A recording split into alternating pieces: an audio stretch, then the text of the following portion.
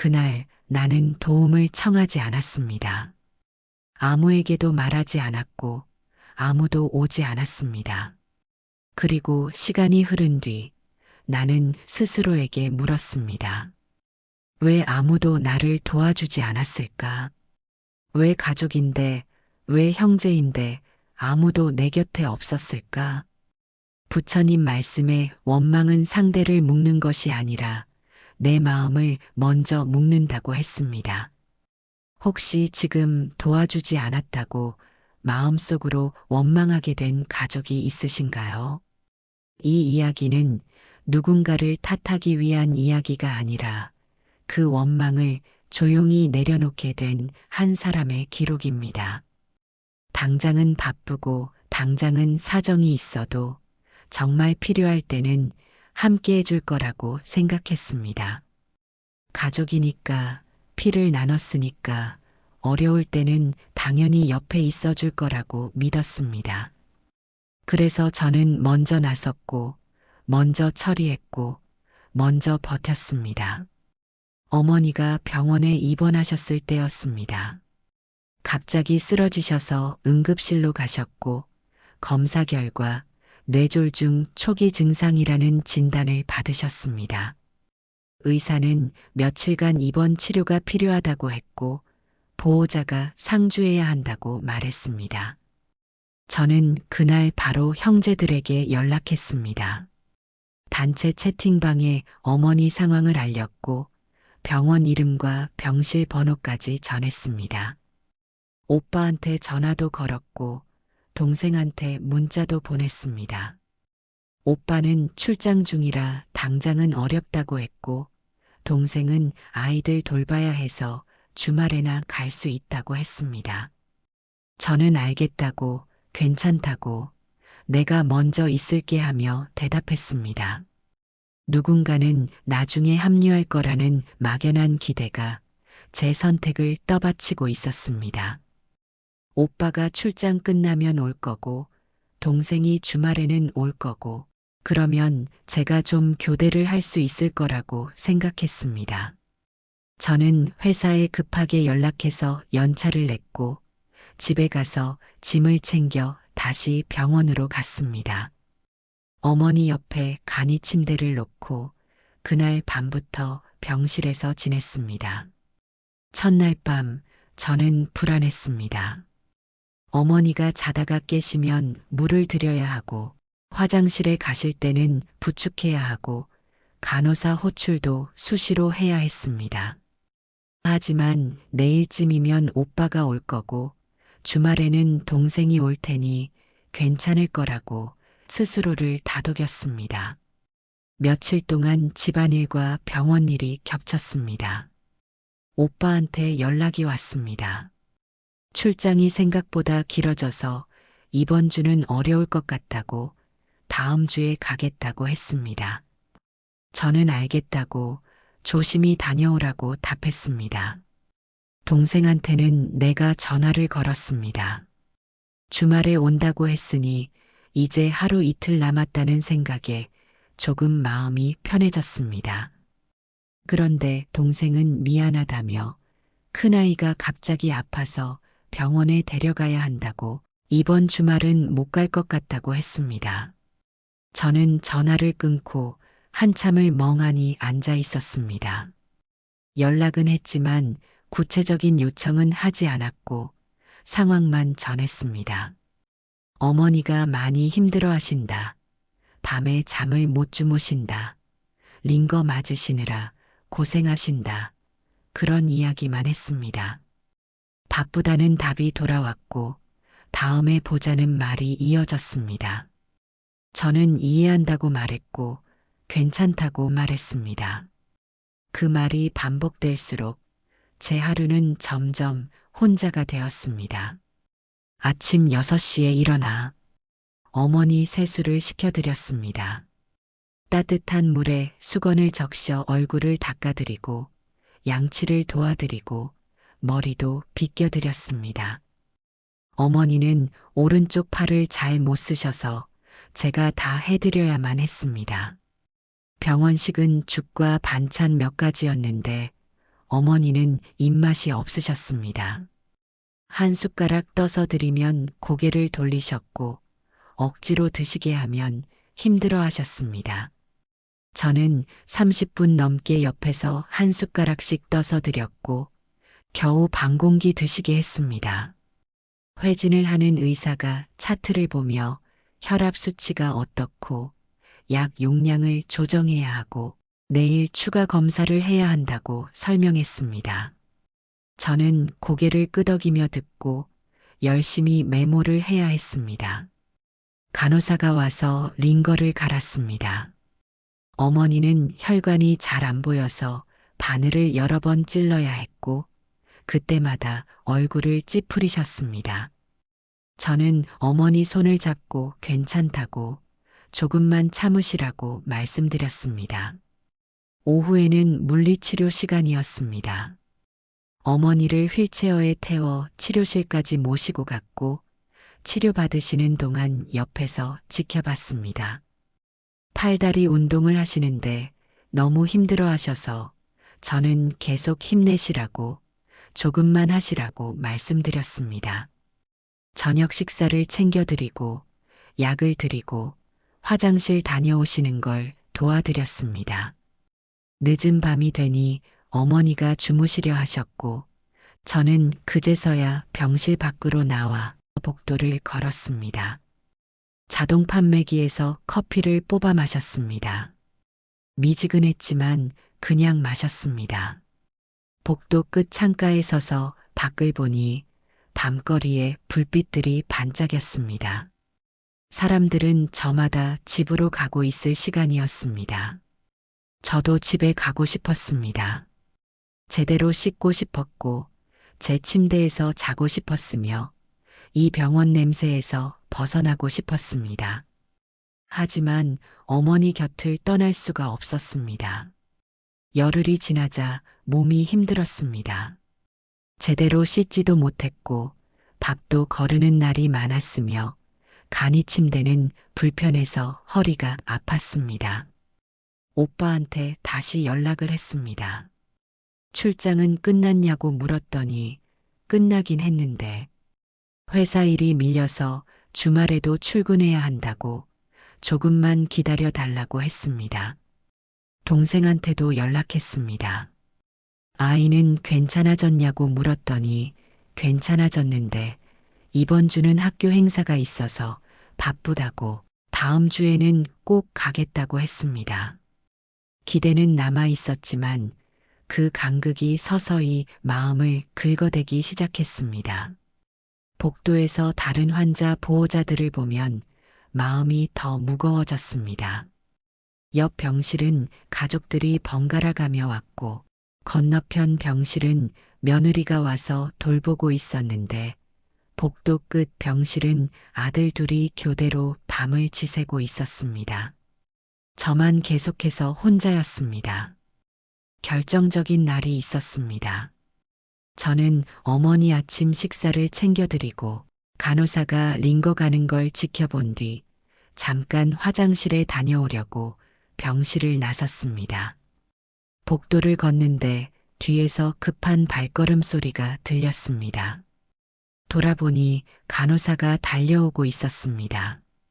보호자님, 지금 빨리 오셔야 할 것 같아요.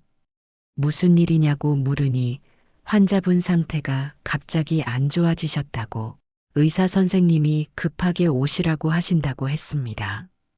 저는 화장실도 못 가고 다시 병실로 달려갔습니다. 병실 문을 열자 의사 2명과 간호사 3명이 어머니를 둘러싸고 있었습니다. 모니터에서 삐삐 소리가 요란하게 났고 어머니는 눈을 감고 계셨고 산소 마스크를 쓰고 계셨습니다. 저는 어머니께 다가가려 했는데 간호사가 저를 막았습니다. 지금은 들어가시면 안 되고 밖에서 기다리시라고 했습니다. 저는 복도로 나와 벽에 기대 섰습니다. 다리가 후들거렸고 손이 떨렸으며 머릿속이 하얘졌습니다. 10분쯤 지났을까? 담당 의사가 나왔습니다. 의사는 저를 상담실로 데려갔습니다.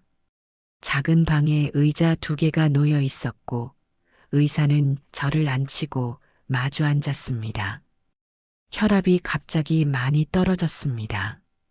지금은 응급조치로 안정시켰는데 원인을 찾기 위해 추가 검사가 필요합니다.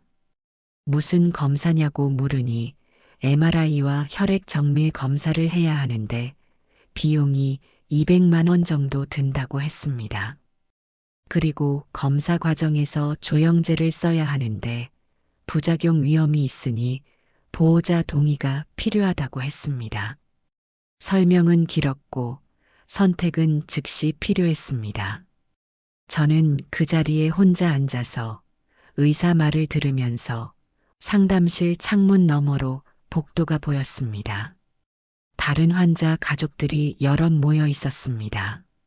서너 명씩 모여서 의사 말을 듣고 서로 의논하고 함께 결정하고 있었습니다. 그런데 저만 혼자였습니다. 아무도 없다는 사실이 그날은 유난히 또렷했습니다.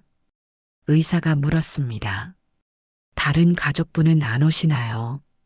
이런 결정은 보호자 여러분이 함께 하시는 게 좋은데요. 저는 대답했습니다. 지금은 제가 혼자 있어서요. 제가 결정하겠습니다. 서류를 받았습니다. 떨리는 손으로 펜을 쥐고 보호자 란에 제 이름을 썼습니다. 펜을 쥔 손에 힘이 없어서 글씨가 삐뚤빼뚤해졌습니다. 그 순간 마음속에서 조용히 무너지는 소리가 났습니다. 검사가 끝나고 어머니는 다시 안정을 찾으셨습니다. 다행히 큰 문제는 없었지만 며칠 더 상황을 지켜보자고 했습니다. 어머니는 주무시고 계셨고 병실은 조용했으며 저는 그저 멍하니 창밖을 바라봤습니다. 그때부터 원망이 시작되었습니다. 왜 아무도 오지 않았을까? 왜 나만 혼자 여기 있을까? 형제가 있는데. 왜 혼자 이 결정을 해야 했을까? 그런 생각들이 머릿속을 맴돌았습니다. 그날 이후 저는 마음속에서 가족을 나누기 시작했습니다. 함께한 사람과 함께하지 않은 사람으로 나눴습니다. 버틴 사람과 버티지 않은 사람으로 나눴습니다. 책임을 진 사람과 책임지지 않은 사람으로 나눴습니다. 그렇게 마음속에 선을 그으니 모든 것이 다르게 보이기 시작했습니다. 며칠 뒤 오빠가 병원에 왔습니다. 2주일 넘게 기다린 끝에 온 것이었는데 저는 반갑지 않았습니다. 오빠는 어머니 손을 잡으며 그동안 고생 많았다고 미안하다고 했지만 그 말이 전혀 진심처럼 들리지는 않았습니다. 1시간쯤 있다가 오빠는 일어났습니다. 회사 일이 있어서 가봐야 한다고 주말에 다시 오겠다고 했습니다. 저는 그래라고 조심히 가라고 했지만 속으로는 1시간 있다 가는 게 무슨 의미가 있나 싶었습니다. 동생도 며칠 뒤에 왔습니다. 과일 바구니를 들고 와서 어머니께 드리고 저한테 고맙다고 언니가 없었으면 어쩔 뻔했냐고 했습니다.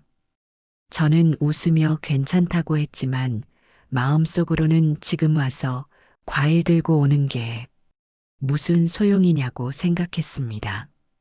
부처님 말씀 중에 분별은 고통을 낳는다는 말씀이 떠올랐습니다. 예전에 절에 갔을 때 스님께서 말씀하신 것이었습니다. 사람은 본래 하나인데 마음으로 이것과 저것을 나누고 좋은 것과 나쁜 것을 나누고 내 편과 내 편을 나누면서 고통이 시작된다고 하셨습니다. 그 말씀처럼 제 마음은 갈라질수록 더 아파졌습니다. 오빠를 보면 왜 진작 오지 않았냐는 생각이 들었고 동생을 보면 왜 이제야 오냐는 마음이 들었으며 그렇게 생각하는 제 자신이 또 괴로웠습니다. 원망은 누군가를 벌주기보다 제 마음을 먼저 다치게 하고 있었습니다. 저는 그날 이후로도 말을 하지 않았습니다. 어머니가 퇴원하신 뒤에도 저는 계속 돌봤습니다.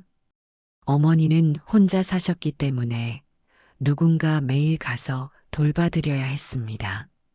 저는 아침 일찍 어머니 댁에 가서 식사 준비를 했고 약을 챙겨드렸으며 집안 청소도 했습니다. 어느 날은 어머니가 물리치료를 받으러 가셔야 해서 저는 오전에 휴가를 내고 모시고 갔습니다.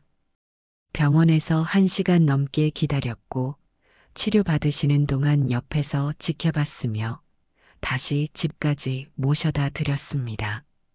그러고 나면 오후 1시쯤 되었고 저는 부랴부랴 회사로 갔습니다. 점심도 못 먹고 출근하는 날이 많았습니다. 주말에는 일주일치 반찬을 만들어 드렸습니다. 토요일 아침 일찍 시장 가서 장을 보고 어머니 댁 부엌에서 하루 종일 요리했습니다. 나물도 하고 조림도 하고 국도 끓이고 그렇게 반찬통 여러 개를 채워 냉장고에 넣어드렸습니다. 오빠는 가끔 전화해서 어머니 괜찮으시냐고 물었고 동생도 가끔 문자로 언니가 고생 많다고 했습니다. 하지만 말하지 않은 마음은 사라지지 않았고 일상 곳곳에서 모습을 드러냈습니다. 명절 때 온 가족이 모였습니다. 오빠네 가족도 오고 동생네 가족도 왔는데 저는 그들을 보며 속으로 생각했습니다. 명절 때나 한번 보는 가족이구나. 정작 필요할 때는 안 오더니 이럴 때만 오는구나. 오빠가 어머니께 용돈을 드렸습니다. 저는 그걸 보며 또 생각했습니다. 돈은 주면 뭐하나 병원에서 혼자 결정하던 그때는 다들 어디에 있었나? 동생이 어머니 좋아하시는 음식을 해왔습니다. 저는 그걸 받으며 생각했습니다. 음식 해오는 것보다 병원에 한 번이라도 더 왔으면 좋았을 텐데. 작은 말에도 예민해졌고 사소한 행동에도 마음이 흔들렸습니다. 어머니가 오빠 자랑을 하시면 속이 쓰렸고 동생이 농담을 하면 웃음이 나오지 않았고 가족 사진을 찍자고 하면 카메라를 피하고 싶었습니다. 원망은 이렇게 조용히 자라났습니다. 겉으로는 아무렇지 않은 척을 했지만 속으로는 점점 더 멀어지고 있었습니다. 어느 순간 저는 스스로에게 질문하게 되었습니다. 왜 나는 도움을 구하지 않았는가? 왜 모든 것을 혼자 안으려 했는가? 오빠한테 제대로 말했던가? 어머니 상태가 심각하니 꼭 와야 한다고, 나 혼자는 안 되니 도와달라고 그렇게 분명히 말을 했었던가? 동생한테도 마찬가지였습니다. 주말에 오겠다고 했을 때 주말 말고 지금 당장 와야 한다고, 아이 일은 남편한테 맡기고 지금 와야 한다고 그렇게 강하게 말을 했었던가. 저는 그러지 않았습니다. 상황만 전했을 뿐 도움을 구하지는 않았습니다. 힘들다는 말을 했지만 와달라는 말은 하지 않았습니다. 바쁘다고 하면 알겠다고 했고 다음에 보자고 하면 그러자고 했었습니다. 원망의 화살을 가족에게만 돌리던 마음이 서서히 제 쪽으로 돌아왔습니다. 내가 명확하게 말하지 않았으니 오빠와 동생도 몰랐을 수 있습니다. 내가 혼자 할 수 있다고 생각했을 수도 있고 내가 괜찮다고 하니 정말 괜찮은 줄 알았을 수도 있습니다. 그 깨달음은 위로가 아니라 부담이었고 그래서 더 괴로웠습니다. 가족을 원망하는 것도 힘든데 나 자신을 탓하는 것은 더 힘들었습니다. 저는 스스로 만든 역할에 갇혀 있었습니다. 맏이니까 당연히 내가 해야 한다. 딸이니까 어머니를 돌봐야 한다. 그런 생각들이 저를 움직였고 그 생각 때문에 도움을 구하지 못했습니다. 강한 사람처럼 보이고 싶었고 책임감 있는 사람으로 보이고 싶었으며 의지할 수 있는 사람이고 싶었습니다. 그런데 그 역할을 지키려다 보니 정작 제 마음은 무너지고 있었습니다. 부처님 말씀 중에 이런 말씀이 있습니다. 미움을 쥐고 있는 손은 다른 것을 잡을 수 없다는 말씀입니다. 저는 원망을 쥔 채 인연을 붙잡으려 하고 있었습니다. 오빠와 동생을 원망하면서도 동시에 가족 관계는 유지하고 싶어 했고 명절 때 모여서 밥 먹고 싶어 했으며 어머니 앞에서 화목한 모습을 보여드리고 싶어 했습니다. 하지만 그건 불가능한 일이었습니다. 한 손에 원망을 쥐고 다른 손으로 사랑을 주려고 하니 둘 다 제대로 되지 않았습니다. 어느 날 저는 결심했습니다. 원망을 내려놓기로. 쉽지 않았습니다. 원망은 쉽게 사라지지 않았고 자꾸 다시 올라왔습니다. 그래도 조금씩 시도했습니다. 오빠를 볼 때 왜 안 왔냐는 생각 대신 바빴겠구나 하고 생각하려 애썼습니다. 동생을 볼 때 이제야 오냐는 마음 대신 그래도 왔네 하고 받아들이려 했습니다. 그 손을 조금씩 놓았을 때 비로소 숨이 쉬어졌습니다. 원망을 내려놓는 것은 상대를 이해하는 일이 아니라 제 마음을 풀어주는 일이었습니다. 오빠와 동생이 변한 건 아니었습니다. 여전히 저만큼 어머니를 돌보지는 않았습니다. 하지만 저는 예전처럼 그것에 마음 쓰지 않게 되었습니다. 그들은 그들 나름대로 어머니를 사랑하고 있고 그들 방식대로 효도하고 있으며 다만 제 방식과 다를 뿐이라고 생각하게 되었습니다. 그리고 무엇보다 제가 혼자 감당했던 것도 제 선택이었다는 걸 인정하게 되었습니다. 누가 시켜서 한 게 아니라 제가 선택해서 한 것이었습니다. 물론 상황이 그렇게 만든 면도 있지만 결국 제가 도움을 구하지 않았고 제가 혼자 하겠다고 결정했습니다. 그 책임을 인정하니 오히려 마음이 편해졌습니다.